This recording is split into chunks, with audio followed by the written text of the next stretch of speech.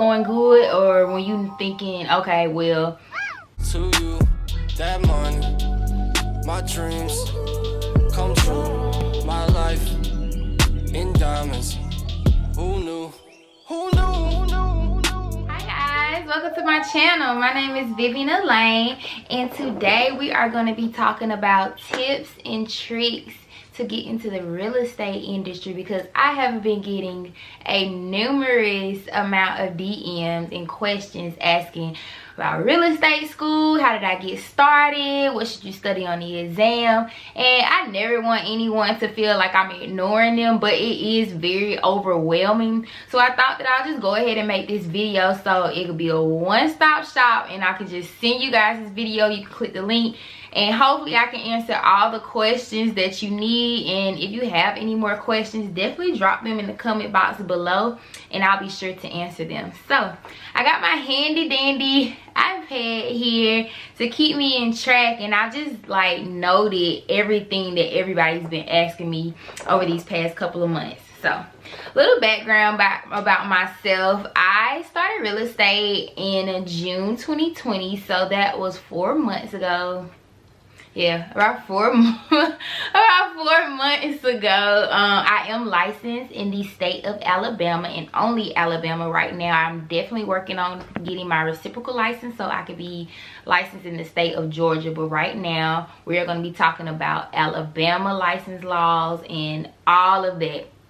But if you're in another state, you can definitely still use this information. So I'll specify what is applicable to Alabama specifically and what is applicable to any state. Most of the information is all the same, but when we're talking about the hours you need, that's only for Alabama. So make sure you all keep that in mind. Okay, so yeah, like I said, I was licensed. I got licensed in June of 2020, so I've been licensed for 4 months. I currently do real estate and only real estate. I do not have a 9-to-5, I do not have a full-time job. It has been like that for the past 2 months. And if you do work a real full-time job and you're thinking about getting into real estate, that is perfectly fine. Make sure you're saving up your money, saving up your money, saving up your money. And when you know the time is right to leave your full-time job, you'll leave. When your real estate is going good, or when you thinking, okay, well, I saved up enough money, I think I want to go, you know, head into real estate, then do it. Everybody is different. I can't sit here and say leave your full-time job a month after you get your license, or leave your full-time job a year after you get your license. Everyone is different. There's so many people who work real estate part-time, and there's so many people who work real estate full-time. You just have to know what benefits you, what benefits your financial needs at this moment, and also how your business is going. So just keep all of that in mind. Never follow anybody else's direction or path and think that that is the only path to take. It's so many different roads to success. You just got to figure out what works for you. Real estate school. I've been getting a lot of questions about real estate school. So I attended the Career Academy of Alabama. I will link it down below. Amazing school, you all. Everything was online. Everything was self-paced. Very easy to follow, like literally dummy proof. Okay, I didn't know a thing about real estate before taking those courses. They were instructor-led videos. All of the videos were probably about an hour long. So be prepared for that. But I would literally listen to the videos while I was cooking, cleaning, doing homework, because I'm also in grad school as well, or while I was at work at my full-time job. I would just let the videos play, let it sink in before I was going to sleep. And then they have quizzes after each video to see if you retain the information. The course is 60 hours long, so can't remember exactly how many videos, but how many ever videos it was equivalent to 60 hours. It wasn't like 60 videos, because every video wasn't an hour long. Some was more than an hour, some was less than an hour, but whatever, it worked perfectly for me. They do have classes that you can actually go sit in. I believe those courses are 9 weeks. I am not completely sure. You do need to Google that on your own and do your own research, because that may vary state to state. And oh yeah, the 60 hours requirement, that is only for the state of Alabama. And beg it on up, beg it on up, beg it on up, beg it on up. We was talking about real estate school. Okay. So yes, I did like the school that I attended. It was basically very, very dummy proof, very easy to follow. Nothing was too hard to retain. If I didn't catch something on a video, it was just easy for me to go back and rewatch the video. It wasn't a time frame, wasn't like I had to watch this video this week. No, everything was literally, you guys, self-paced. And it usually takes people about 6 months to a year to complete real estate school, but I was like itching to get my license, so I completed everything in a month.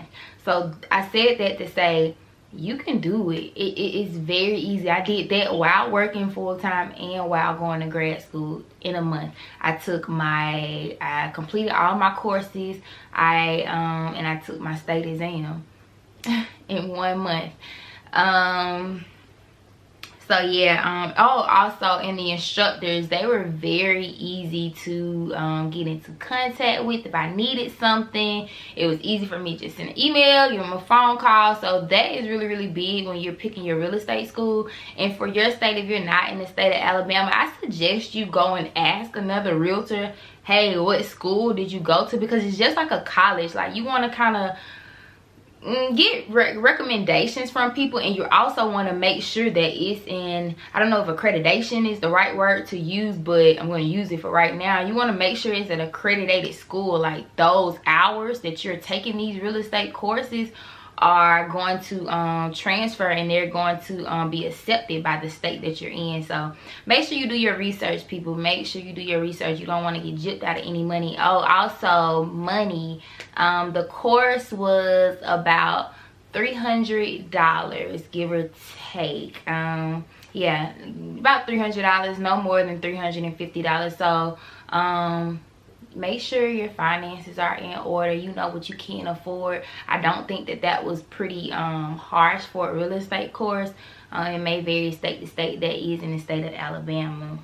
The requirements to take the state exam in Alabama. So if you're not from Alabama, you may want to fast forward. The requirements to take the state exam in Alabama: you must be at least 19 years old. You must have a high school diploma and your 60 hours prereq courses, which is your real estate school basically. So high school diploma, 19, went to your real estate school and took 60 hours and passed the pre-license course exam. So after you attend your real estate school, it's going to be an exam that you take. It's kind of like a get you ready for the test exam, and you got to make at least a 70 on that exam to even be eligible to take the state exam. And depending on your school, it depends on how many times you can take that exam. For my school, it was twice. You only had 2 times that you could take the exam. After the second time, you had to redo the course all over again. But if you pay attention to the videos, pay attention to your instructor, everything will go smoothly. Trust me. So then you get to the state exam, and everybody is always freaking out about the state exam, including me. I freaked completely out. Oh my God, I had test anxiety. It was so bad, y'all. Like, I was going running. I was going to sleep, like, listening to prep agent videos. He has great videos too to get you ready for the real estate exam. But I was like going to sleep listening to those videos, running listening to them, like up until the moment I took the test. Like, those videos are in my head. I was having note cards. I like completely panicked about the exam. Yeah. On a scale of 1 to 10, the difficulty of the actual exam, it was not difficult at all. I would say it's a 6. And only I would say it's a 6 because you need to know your definitions. If you don't know your definitions, you're not going to pass the exam. Like me, it took me 3 times to understand what I needed to know to pass that exam. I was studying specifics and technicalities. You don't need to do all of that. All you need to know are your definitions, and your definitions can apply to any question. And we learned that in high school. We learned how to study for tests in high school. I don't know why we never used that. know the definitions, because you need to know the definition, because they're going to throw it up in the question and they're going to throw it up in the answers as well. So after my second time, I was like, you know, I had passed, I mean, not passed the exam, I had failed the exam by like 2 points. I was like, man, what is going on? So I looked up YouTube videos. What do I need to do to pass the exam? And everybody kept saying just the definitions. And it's so true. I cannot drill that in your head enough. Definitions. Know your definitions. Because you know your definitions, the answer choices are going to be words, you know, that you have been studying. So if you know the definition of the word, you're going to know that it does not apply to the question being asked, or if it does apply. So you can kind of narrow down your answer choices. That's the best advice I really could give y'all on the exam. A lot of people don't pass it the first time, and that's okay. It's nothing on your license that says, oh, you can only work here because you took the exam twice, or you took the exam 3 times, or you took the exam freaking 10 times. It doesn't matter. You can take it as many times as you need to. And I think you have, well, after you passed your real estate course, you have, I want to say 90, no, you have 6 months. You have 6 months to go take the exam. So you need to go ahead and go take it, but also don't, you know, don't feel rushed, don't feel pressured. Like, if you don't pass it the first time, you're not the only one, okay? I've met maybe 2 people that passed their exam the first time, and I'm like, you're just a genius at this point. You're freaking geniuses. And it doesn't determine your outcome. It doesn't determine your success in the real estate career. Okay, so the next question I've been getting asked a lot was, how did I choose my brokerage? So I did some research, and this was a question that I could not find the answer to on YouTube myself. So I was like DMing other realtors and just asking them, how do I know who I need to work for? Like, I never did an interview for a brokerage, because that's what it is. They're not interviewing you. You're interviewing them. You're picking who works for you, because you're making them money as well as yourself. So I chose someone who could give me great training, and that's what worked for me at the time. Well, right now still, because I'm very, very new to real estate, and I want to obtain as much knowledge as I can.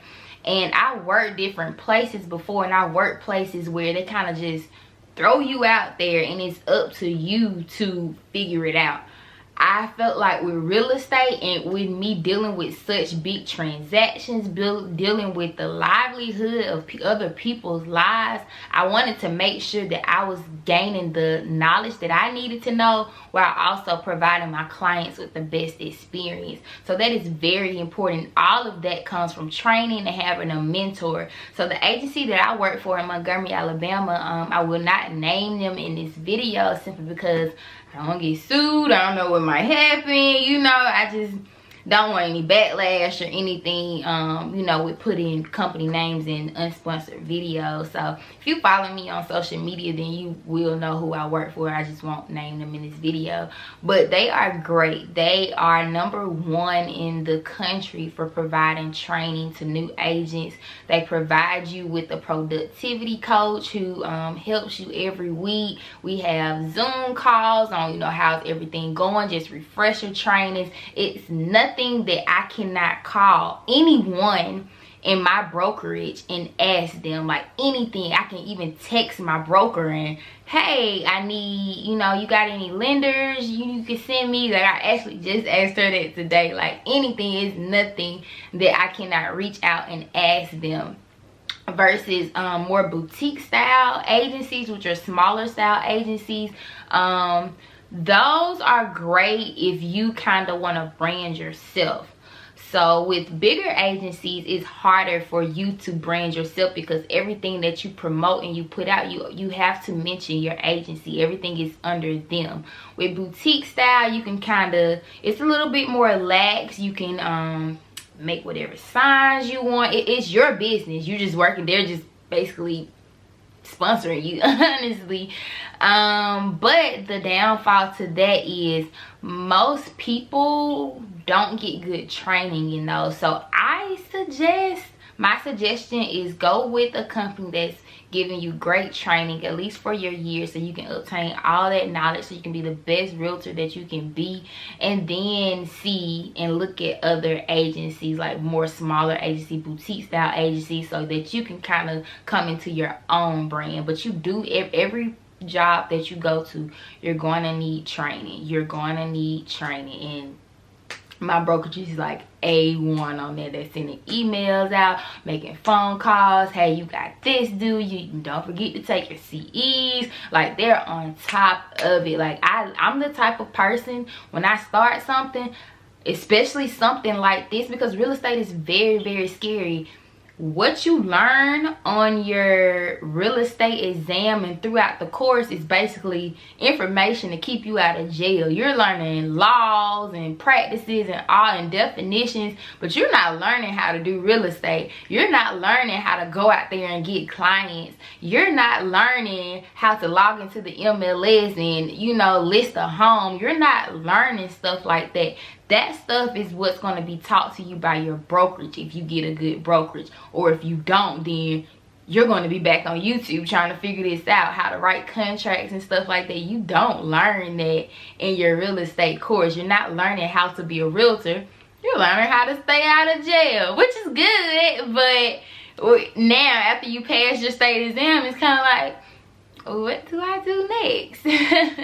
So all of that is up to your broker. So make sure you're doing your research and you're choosing someone who fits your needs. And also, if you work a 9 to 5, you can be an independent contractor. As myself, even without me working a 9 to 5, I'm still an independent contractor. So no, I do not have to go to the office during certain hours. My hours are flexible.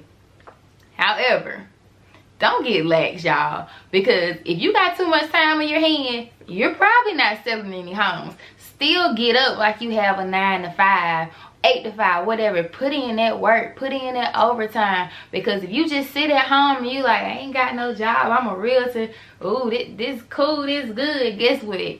That bank account gonna go bloop, bloop, bloop, bloop, bloop, bloop, bloop, bloop, broke. Okay? You put in your work. You determine your success. You determine your bank account. You determine how many clients you're gonna get. Even if you're not selling anything right now, if you're not working with the client, promote yourself, promote yourself, promote yourself. We have social media at our hands every single day.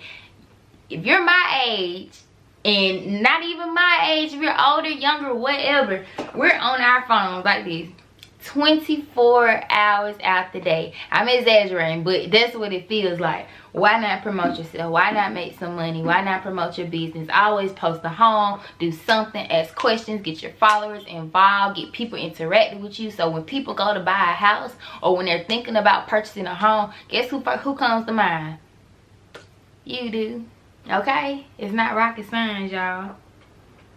Also, when you're choosing, y'all, I got so off topic. See, this is why I have this, because I can just go on and on and on. And I hope this video isn't confusing, because I feel like I'm just preaching and I'm just not answering the questions that are being asked. So when you're choosing your agency, back to that, when you're choosing your agency, you want to make sure you ask them about the commission split. Do not let them gyp you.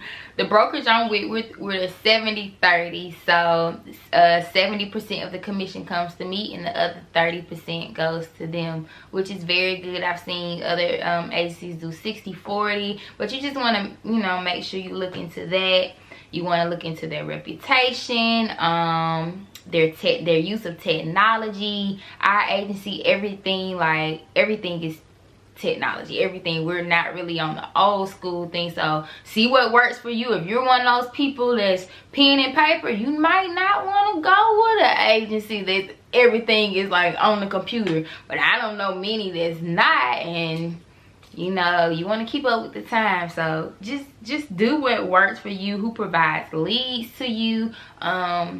Thankfully, I've gotten all of my leads through referrals and through social media, and oh my God, I'm so grateful for y'all. I'm so grateful for y'all for referring me to your mom, sister, friends, cousins, next door neighbors, whoever. When people are looking for a house, every time I get tagged under a post with somebody looking for a realtor, I'm forever grateful. So I don't want anybody to ever think that goes unnoticed. But that goes back to me saying, promote yourself. You promote yourself, other people will promote you. You're gonna be the first person that people thinking about. Hey, I seen Viv post a house.